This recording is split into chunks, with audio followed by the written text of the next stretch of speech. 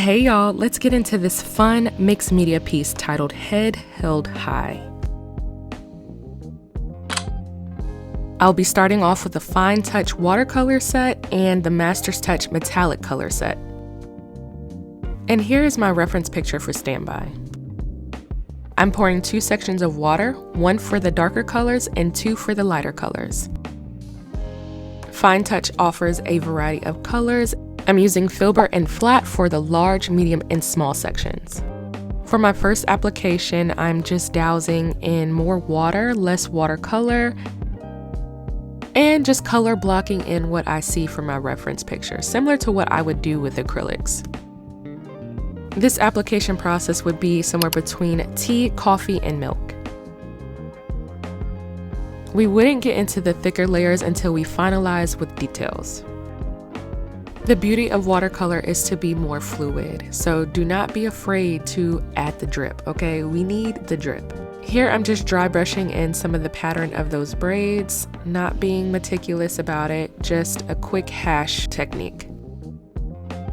So if you haven't played with watercolor before, which I definitely recommend to start, just to get into different mediums, watercolor does dry lighter. So if you're applying a darker color and you feel like, oh, okay, I'm good to go, and then once it dries, you see that, oh, it actually appears lighter than what I thought it would be, that's where those additional layers come in to just deepen those shadows. I left the highlighted areas blank, but I am going in with a white watercolor, which I love the subtle gray wash, but we will be revisiting at the end. Here I'm jumping to my liner brush so I can get into the nostrils, the crevices of the nose, as well as the mouth. Now with this study, I definitely wanted to focus on the monochrome aspect, but I did want to include a hint of color. And that's what I love about watercolor because it's very light, very soft. It's not too overpowering. So I just think it's a great way to experiment. And, you know, at the end, I'm definitely going to add some acrylic because we need that boldness. But watercolor just offers many layers of transparency that I feel like plays with the eye. So next we're going to hone in on defining the lips, which you see me going in with the liner brush, adding some highlights with the white, and doing the same thing for the ear. But as we let that dry, I'm going to go ahead and jump to the background, which you see me adding more hues. And certain segments tend to be more dry, so here I'm just going in and defining a bit more.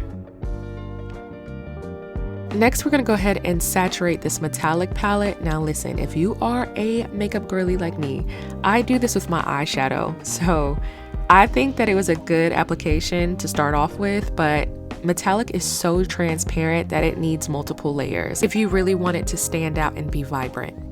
Here I'm going in with some silhouette of floral pieces to accent her bantu knots, and we're going to add a little baby breath by dabbing in some acrylic white paint. Always use a wet liner brush to accomplish lashes. That's the only way they gonna lash, okay? Next, we're going to finish this off with the holy grail of liquid gold leaf. Now, I have been loving this, especially the drip effect. It's just something about the consistency that it's fluid enough, but it's thick enough to create texture.